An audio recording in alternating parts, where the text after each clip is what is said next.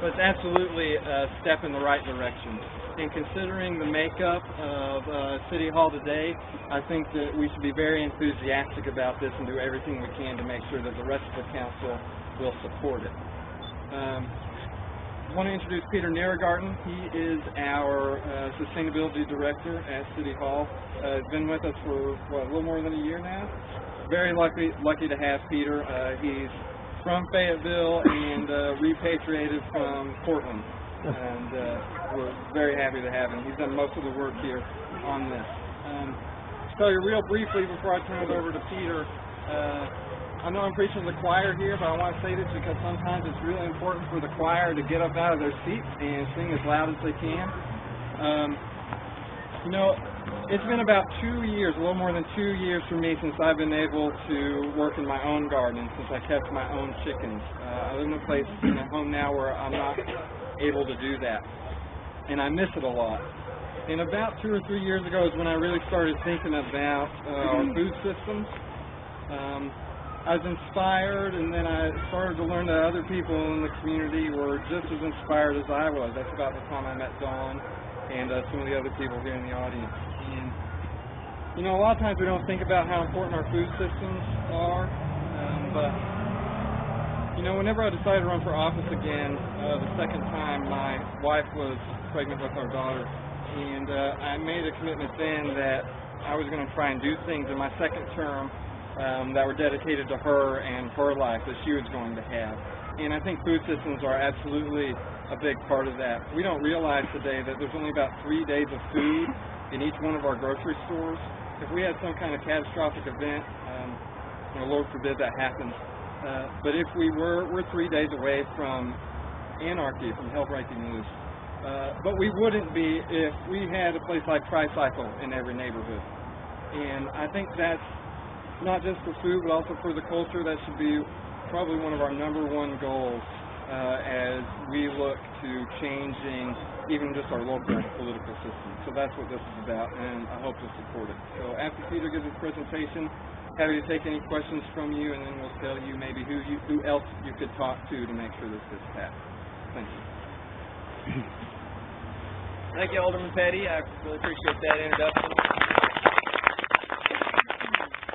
Again, my name is Peter Nierengarten. I'm the Director of Sustainability and Strategic Planning at the City of Fayetteville. I don't actually work in City Hall. I work in the 2 doors down from City Hall, but that's all right. And I'm not from Fayetteville. I'm actually from a little town called Arkadelphia, Arkansas, originally. But I did go to college here, yeah, and he was right about me repatriating. So most of the intro was accurate.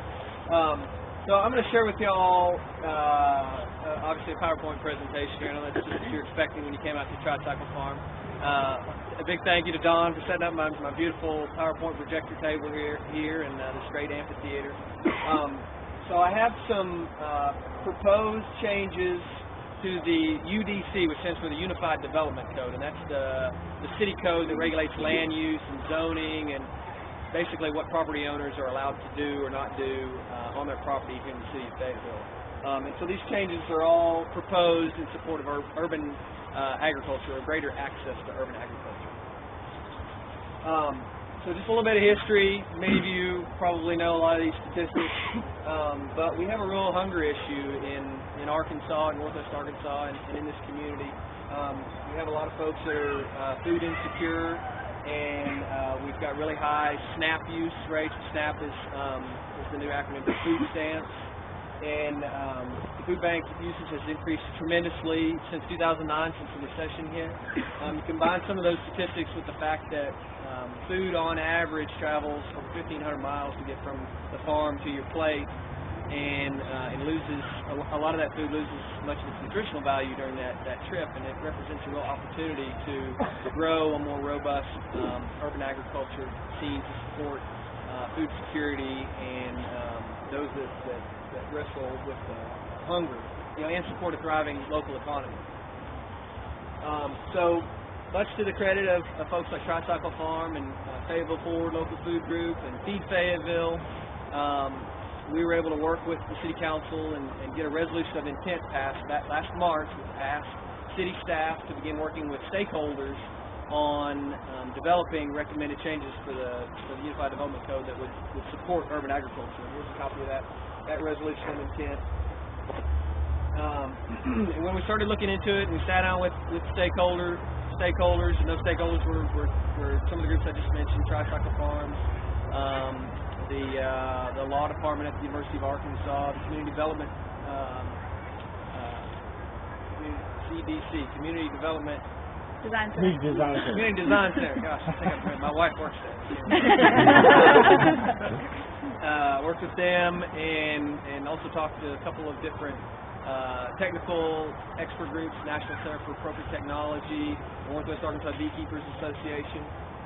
And we began to recognize kind of 4 big barriers that our current code had for urban agriculture, and those were that right now our code does allow 4 chickens. We're thankful for that, but you can have 4 chickens on any lot in Fayetteville, no matter if it's a teeny tiny postage stamp or something huge like what Tricycle Farms has here. It's only 4, and so we recognize that didn't really make sense for some of those larger lots. No other farm animals were allowed outside of those areas that are zoned agricultural, and those lands tend to be on the perimeter of the city. No ability to have any farm animals at educational facilities or for educational purposes. And then we found some restrictions in on-site sales, ability of people to grow and produce and sell from their homes. And so most of what we are proposing addresses those 4 areas. So as I mentioned, we started by meeting with stakeholders and technical groups. We've developed the recommended changes. Basically, right now we're in the process of presenting those changes to each of the wards. You're the 2nd ward that I spoke to about these changes. I'm going to speak to Ward 4 on Monday as well. Then the changes will go to the Planning Commission and finally the City Council for ratification. So here's what the changes have for you. A couple of housekeeping items. We needed to add a few definitions to the code to cover some of the stuff related to bees. And we're making a change to the definition of what a garage sale is, so that we can include some small-scale home agricultural sales in that garage sale allowance. So basically, right now you're allowed by right to have a garage sale 4 times a year, up to 3 days in length, and but food was not included in that definition of what a garage sale is. Now we're adding to that to allow for home agricultural products to be included. So this would cover sort of small scale, a couple times a year, home sales of agricultural products. If you want to do something a little bit more than that, we're proposing a change to the definition of what we call home occupation, to where you could sell home-produced agricultural products from your home with a permit from the Planning Commission under a conditional use permit. Home occupations are already allowed as conditional uses in every single residential district inside the city, so we're making this change to that definition to basically be allowing that. And along with that is coming a small tweak to the conditional use that defines a home occupation that would allow you to have a small sign to advertise your products, and then to sell out of an accessory structure on the property, like a garage or a barn or maybe an accessory house or something. So those first 3 items took care of the home sale.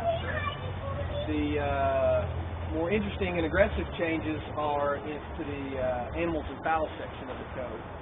We're proposing to rename that urban agriculture, fowl, bees, and goats, with potential for expanding that over time. So on fowl, we're cleaning up the definition of what fowl is. Right now it's a little bit unclear whether or not you can have duck, so we're going to say yes, you can have duck. But we're sticking with just the female chickens, no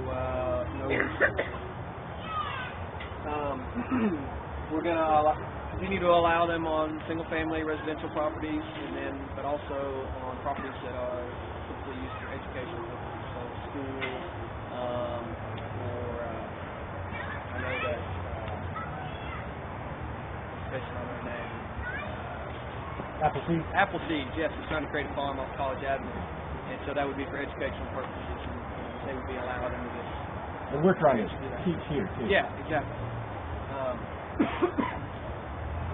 So no change to the fact that 4 fowl are allowed on any lot, particularly those small lots. But as your lots get larger, what we're proposing is that you will be allowed 1 additional fowl for every 1,250 square feet of lot area additional lot area that you have over 5,000 square feet, up to a maximum of 20 fowls.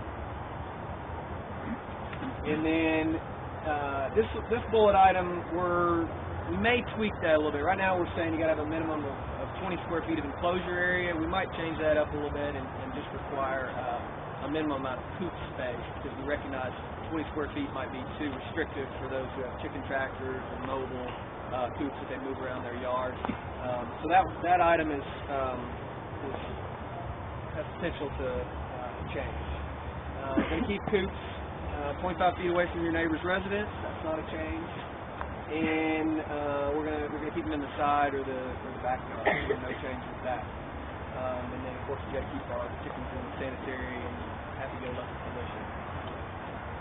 This is a quick example of what that would do for lots inside Fayetteville. You can see that typical RSF4, that's residential single-family, 4 units per acre is what it stands for. Zone lot, which tend to be around 8,000 square feet, could have now 6 chickens instead of 4, 6 fowls instead of 4. 2 quarter-acre lot, up to 8 birds, and the numbers get larger as you go up. Bees, we're proposing to add bees to the code. Bees will be allowed on the same types of property as chickens. Fowl, excuse me. We're going to allow 2 hives. We're proposing to allow 2 hives on any lot inside the city. As those lots get larger, you're going to be allowed to have 1 additional hive for every 2,500 square feet of lot area you have over 5,000 square feet. The hives are not going to be allowed to be any closer than 20 feet from the property line. That's a little different than the fowl. We're saying you got to be a setback from the residence. Require them to be 20 feet from the property line, and that's to keep your neighbor from inadvertently, doing something, mowing his fence line or weeding along his fence line and disturbing your bees and making them angry and getting stung. We're going to keep them in the side or the rear yard. We got to provide fresh water for them so they don't congregate at your neighbor's bird bath or pool, create a nuisance. And we're going to require that you abide by all of Arkansas's laws related to beekeeping, which wouldn't make sense. Provide ownership details with the hive so that if one of our code compliance officers comes out, they can clearly identify who the hive belongs to. We're not going to allow Africanized bees, which you wouldn't want anyway, because they're not the best pets. And we've got some language in there that would require you to requeen or remove your hive if they are creating it. Here's what the numbers look like for bees. That RSF4 lot would be allowed 3 hives. 5,000 square foot lot would be allowed 2 hives. Quarter-acre lot 4, and then the numbers get larger as you go up. Goats.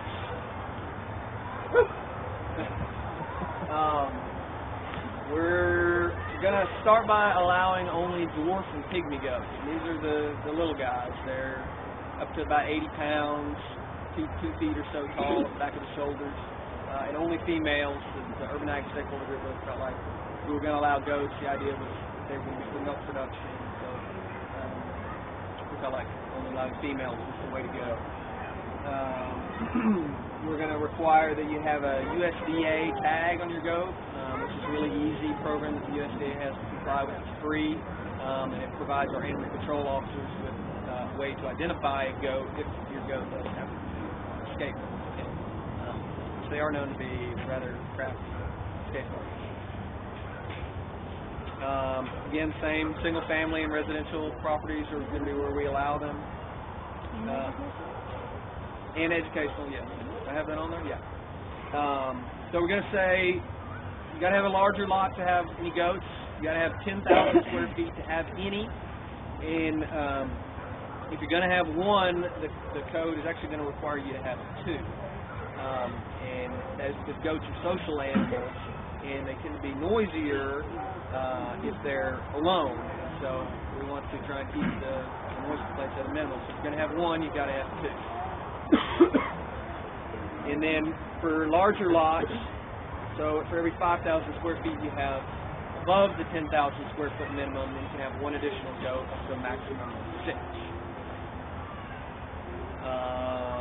You've got to have 200 square feet of pen or fenced yard, and the key word in that is secure, very secure, that the goats contain.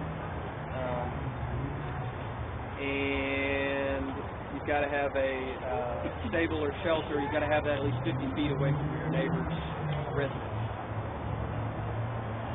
And it's got to be in the side or rear yard, similar to the chicken coops. And similar to chickens as well, we've got to keep them in sanitary condition. Here's what those goat numbers would look like. The 8,000 square foot lot's not going to be allowed any, but get to a quarter acre and greater, and you can see what the numbers look like as larger lots. How many acres? How big is your place here, Don? 2 1/3 acres. 2 1/3. Okay, so you'd be at the max. You'd be at 6. So a couple things to consider, and I've got a map that highlights this first bullet point for my next slide. But city code, city ordinances do not overrule or supersede any subdivision covenants that your residential subdivision may have. Many of the newer subdivisions in Fayetteville do have covenants that say you can't have any farm animals. So if you live in one of those subdivisions, just because we change city code doesn't mean that you won't be in violation of your subdivision covenants by having farm animals on the property. Again, all the ordinances require your animals to be kept in sanitary condition, and we do have an enforcement mechanism through our code compliance and planning division for those who choose not to comply with what the code says. This is the map I referenced.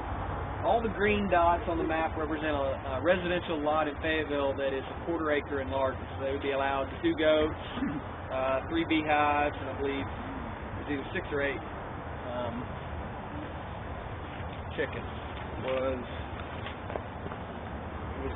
8 fowl. So any of those lots would be allowed 8 fowl, 3 beehives, and 2 goats by the code. But the yellow that's on there represents the areas of Fayetteville that are subdivisions that were brought into the city after 1950. And 1950 is sort of a demarcation for when subdivision covenants began to come into regular effect. So if you live in one of these yellow areas with a green dot, I encourage you to check any subdivision covenants that you might have before investing in goats or bees or chickens. That's where you get into a civil lawsuit with your next door neighbor over those animals. A couple of resources if you're interested in exploring any of these animals. The Fayetteville Planning Division can help you figure out how large your lot is, so how many the different types of animals you would be allowed to have by the square footage of your lot.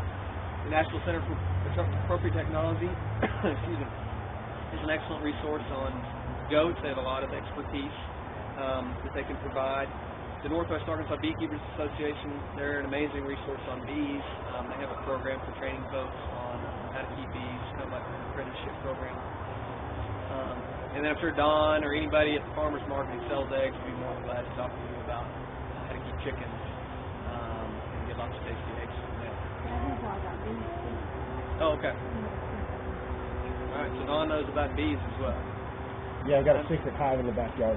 I'm sure it won't take him long to get up on goats either. Well done. No. Yeah. For some reason my last slide disappeared, but all of this information that I just showed is available on the city's website. So if you go to accessfayetteville.org and then you follow the link to sustainability and strategic planning, we have a projects list, and you can see the link to urban agriculture. You can find all this information on there. The actual code language is there, as well as the highlighted changes in the code that I just shared with you. So I'm happy to answer any questions that anybody might have. If that didn't make sense, you think it's too far, not far enough, I'd be happy to entertain any of that discussion at this point. Great job. Yeah.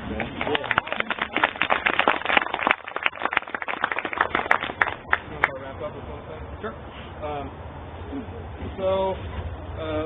Most everybody that knows me in the city knows where I stand on this. So I haven't had any emails or phone calls asking me to vote against this. But I know that some of the other folks on the city council have. They are, they're a little bit more open-minded to not passing this than I might be. And so they have been hearing from people lobbying them to vote against it. And so they need to hear from you. They really do need to hear from you. And it's very easy to contact them. You can just go to the website. Right on the front page, you can see each one of our faces, and it's got our contact information right there, both phone numbers and emails. So you can contact any one of us personally, and most everybody is very good about at least getting back to you and telling you that they heard from you, that they did receive your message. And if you really want if you'd really like to submit something for the record, a letter or a statement, just same thing, front page of the website, you go to the city clerk and you send her a note and you say, hey, I'd like this to be in the record. And she'll make sure it's in there, and then whenever we get our agenda packet, we'll see your letter right in there, and it'll be official. So please, if you're passionate about this, get in contact with each of the council members. To that end, what is this called? What would you call it? I've just been calling it an update to the agriculture policies. Urban Ag Ordinance is what most Okay. folks have been calling it. Okay. There's only one on the table right Right, now. but just so that we're all calling it the same thing, Right. and then we can all, Right, good question. So, if there are no questions about that or the ordinance, thank you guys very much for coming out here and letting us talk to you about this. We really appreciate it. It's important. Thank you.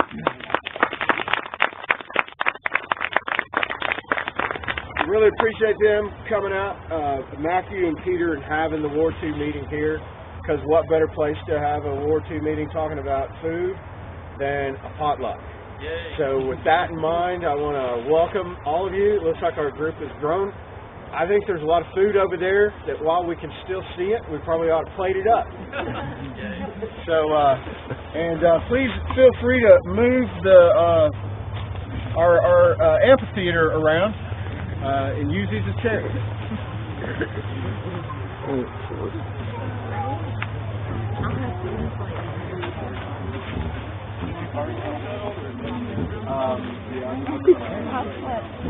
Probably 8. Did you stay up all night?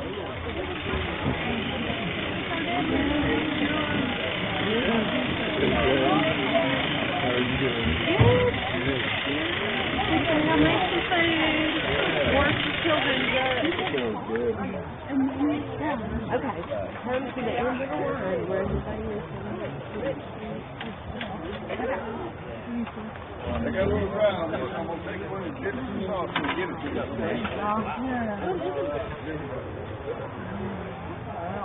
How about this? How can you hold your hands up? Yeah, we'll just use the bowl. Okay.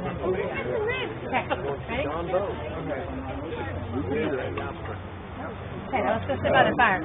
That's Jim Scanlon. He's the godfather of the farm. Say hi, Nina. Hey, Godfather. All right.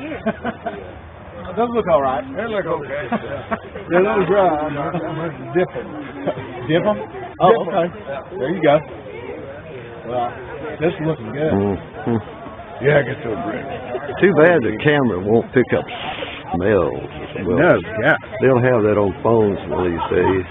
You'll be able to send it by, Aperture it open by up and email or swallow a couple of something. them if it could.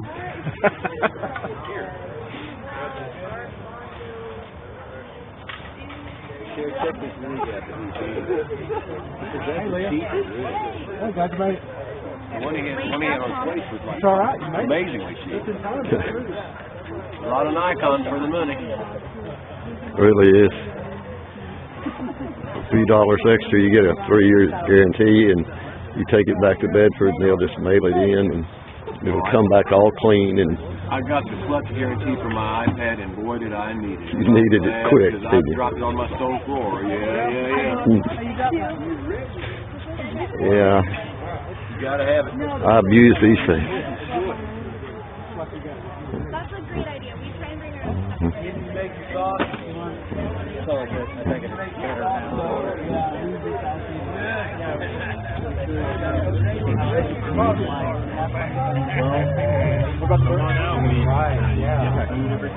will, excuse me.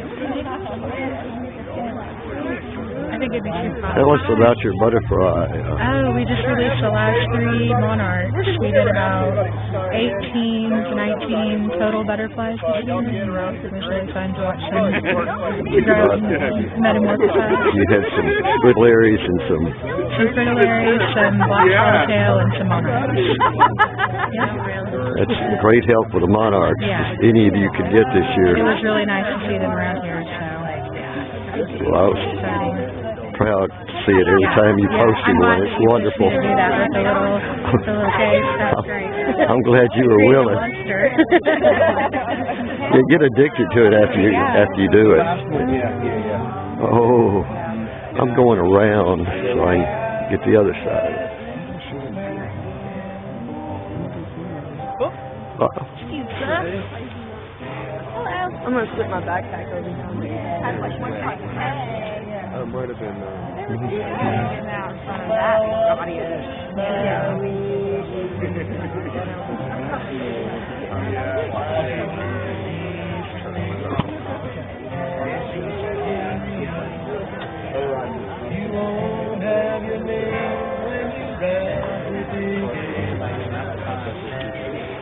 Nothing's going to be good.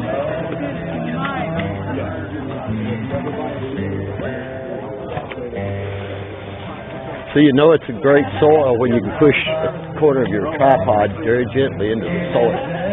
That's why it grows so well here. It's natural prairie soil.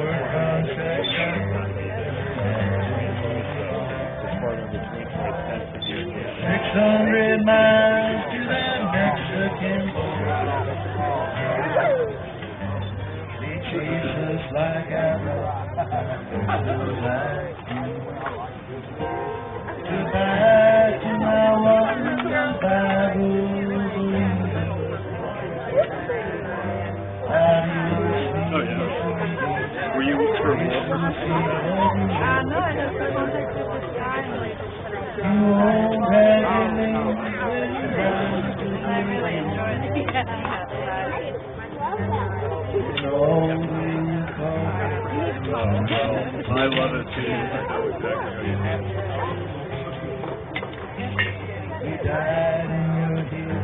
It is, but we still do crazy tons of stuff throughout the year. We died in your valley. We died beneath your tree. We died in